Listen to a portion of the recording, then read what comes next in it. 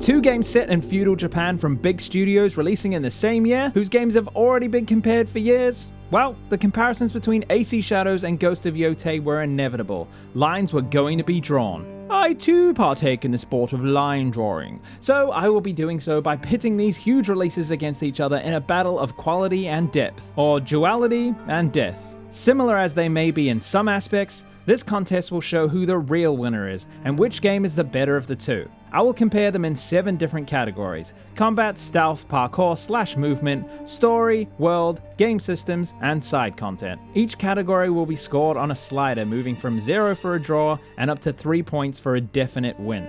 2 and 1 points being lesser victories. So with that in mind, let's compare these two titles and crown a winner.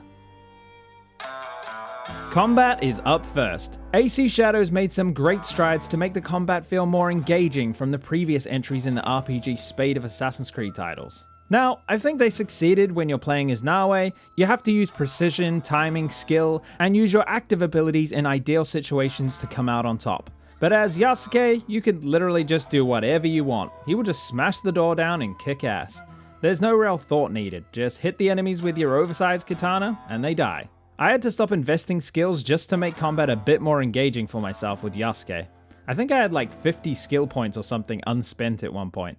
I like the new parry timings and mechanics of having to parry multiple attacks in a row, but in the end the combat still lacks depth and I would find myself doing whatever I could to avoid it. Unlike Assassin's Creed, which is a stealth first series, although it likes to forget that sometimes, Ghosts is a combat first series, and man oh man does it do a great job. Combat in Yotei feels incredible, it's responsive, rewarding, and it feels like a genuine challenge.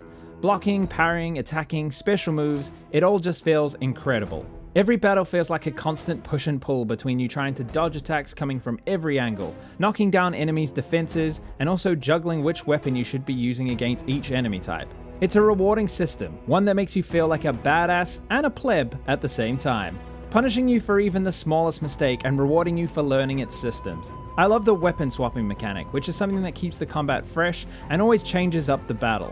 To play optimally, each enemy weapon type is countered by one of your weapon types.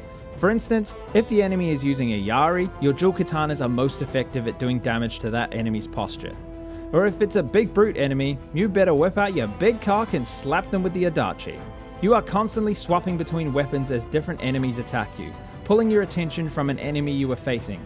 Enemies can, but often don't just stand around and wait their turn, especially on the harder difficulties, where their aggression is turned up to the max. The tools you acquire also add some nice depth to the combat, and I guess they do in Shadows too, to be fair.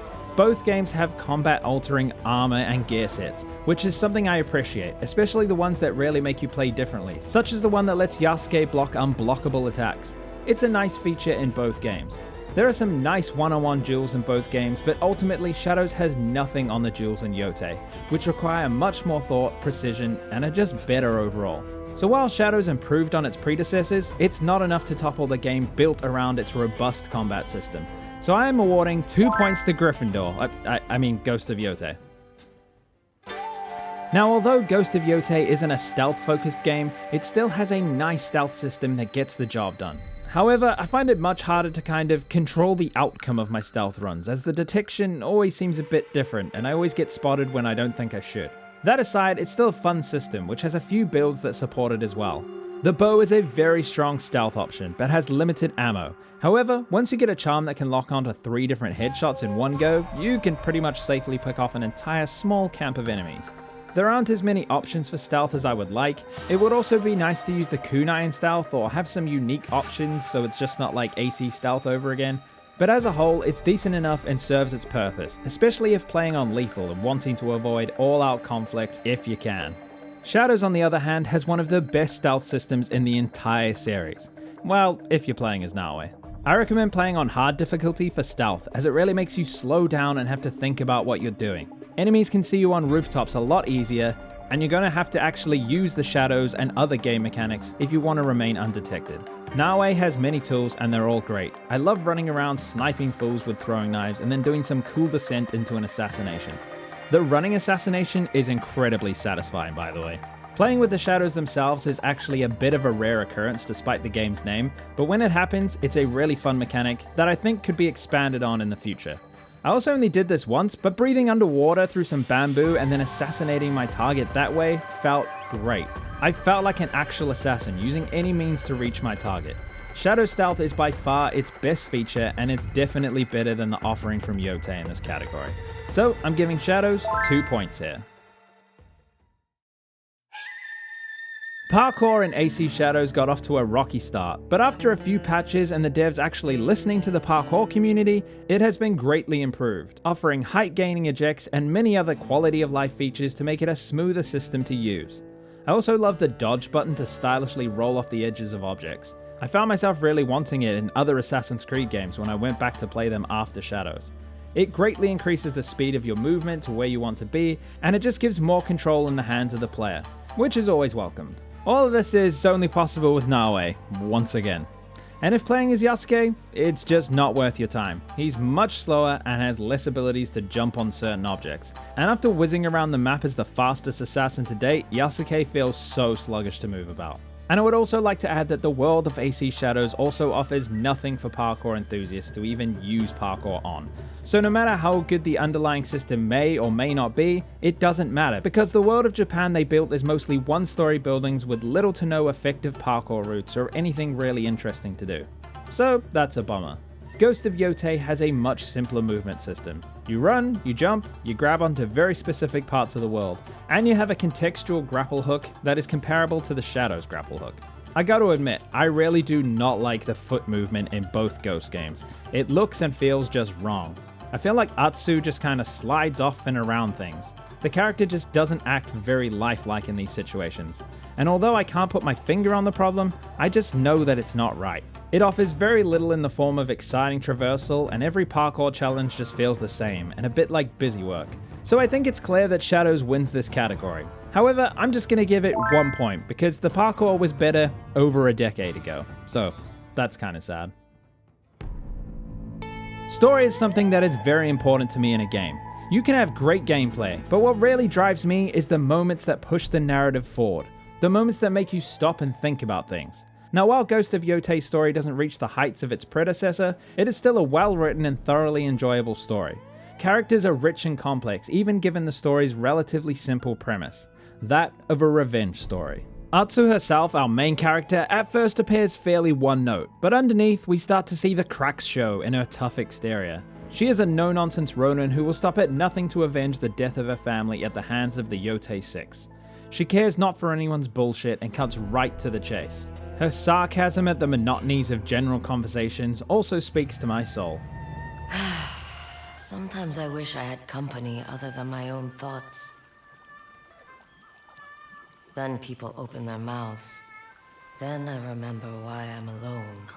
The story had a few nice twists and turns, and while some were overly telegraphed and predictable, there was a nice amount of story beats to keep me on my toes. Overall, a great story that didn't ever reach into the realms of perfection, but great nonetheless. And for Shadows, let's start at the beginning. Shadows kicks off with an absolute blast. It's actually one of the best openings in the entire series. I loved the setup and the action. It set out key characters and had some really deep moments that were genuinely impressive from a storytelling perspective. I enjoyed it immensely. Then the game opens up. You can go after many different targets at once. Now, while Yotei is a bit like this, there's really only a choice between 2 targets that can occur at any time, and then the rest of the game is very linear. In Shadow's case, there's about 12 targets to choose from. Admittedly, some are level gated, but the point is, the pacing, character growth, and interesting momentum swaying storytelling all go out the window, and is replaced by insular stories that cannot relate to each other in any way. This part of the game is a slog story-wise, and although Yasuke has a somewhat pleasing ending, Naoe's story stops dead with no real conclusion. It was continued later in a DLC where we got to feel like a more complete ending for her story, but that is unacceptable in my opinion, and it's not being considered for this video anyway. Finish the main story in the base game. Full stop. That's all there is to it. Either way, Shadows had some interesting parts, but ultimately, I ended up making this video explaining my every grievance with this lackluster story. That really had me bummed about the game for a few days after. So with all that out the way, I think it's probably pretty obvious who is going to win this category. But by how much? I think 2 points to Ghost of Yotei because it is 100 times better than Shadows, but I can't quite give it 3 as it wasn't a groundbreaking new story. It treaded well-worn ground, but it did it nicely.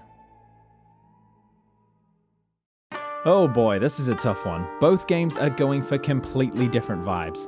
Shadows is taking the more realistic route, with higher fidelity graphics and textures with more detail, and I gotta admit, I love how Shadows looks. I've never used photo mode so many times in my life. Yotei goes for a more authored look, a larger-than-life approach, where there's so many more leaves, flowers, birds, and horses than would ever be present in real life, but it's an art style that just pops and works beautifully. Every moment of this game is cinema, and it has an art direction that I think Shadows rarely lacks. Take any shot from Yotei, and it could be a wallpaper or a screen grab from an arty film. I want to make it clear that this category is purely about the looks of the world itself, and not the things that you do in it or how well it works for the game. I think this will be an unpopular opinion, but I really can't choose a winner between the beautiful world of AC Shadows that recreates the landscapes of a realistic Japan, or the stunning shots of Ghost of Yotei's vistas that look like paintings. I think I'm going to have to go for a tie on this one and call no points for either. I know you guys are not going to agree on this one. I think almost everyone would pick Yotei, and I do love Yotei, but there's something about the realistic beauty of our real world that helps propel Shadows to higher heights despite it lacking a strong art direction. This section includes loot, upgrading, skill trees, that kind of thing. So Ghost of Yotei actually has some pretty sweet armor sets, and they all do unique things that switch up the gameplay. Shadows is much the same in this regard. I love how the outfits look in Shadows, and I love combining different hoods with different body pieces to create new looks. Ghost of Yotei soars above Shadows in its looting. Loot in Shadows is random. You are constantly picking up new gear of different rarities, and honestly, I absolutely hate this system. I much prefer the system of Yotei, where there are much less items to loot, but they're all unique and meaningful. I don't really want to loot 50 different chests with new katanas that all look the same and do very slightly different amounts of damage, that are all obsolete the moment you find a nice legendary set. Then looting chests doesn't feel rewarding at all for the rest of the game. I was never excited to open a normal chest, as I knew there just wasn't going to be anything in there that mattered. Those items would just be sold or dismantled as quickly as I could. Yotei doesn't work like that. Every item is in a specific space and is unique. To be fair to Shadows, the legendary items are always in the same place for every player and are not random, but everything else is. Upgrading is very different too. Where Shadows is all about making numbers bigger, Yotei is about changing how the set affects gameplay. For example, one set can make you do more damage if you're using the right weapon against the correct enemy. In Shadows, you just have to keep leveling your items as your character levels up. I'm just a bit sick of all these number-based systems that I've just kind of outgrown by now. So I prefer the Yotei approach here too. Skill trees for both games are actually pretty decent. Both have meaningful upgrades and perks that feel impactful and change up the gameplay. I particularly loved leveling up the wolf in Yotei. Overall, I just prefer the more concrete loot and upgrade systems of Yotei. So that puts it above Shadows' more number heavy and XP based system. So let's give 2 points to Ghost of Yotei on this one. Yotei's side content is varied and interesting. There are a lot of repeatable side content activities, much like in the first game, but in Yotei, they are all just slightly varied enough to keep them interesting. Every fox den has some twist, every soak in a hot spring can be done in a special way to see something different in the background. I had one big problem with Yotei, and that's that the world constantly pulled me from one thing to another to much of the side content. I actually struggled to do the main quest, as I was intrigued by all this game and the world had to offer. And it was a great problem to have. I loved just riding to anything I saw in the distance. Basically, you would get distracted while on your way to a distraction from your original distraction. 30 minutes later, you might actually make it to the start of the main quest that you'd set out to do. Shadow's side content consists of an even larger amount of a limited set of activities that are basically the same thing over and over and over again.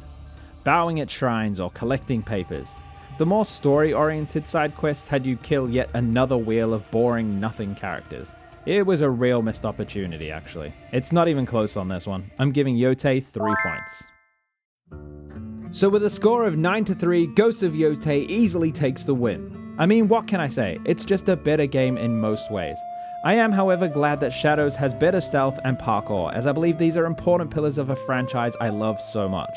Let's just hope that the story is a little closer matched in the next head-to-head between these series. Let me know what you think of each game down in the comments section. Thanks to my one and only patron Alex Applegate for the years of support, and thank you everyone who made it this far into the video. I appreciate you. Sticks out.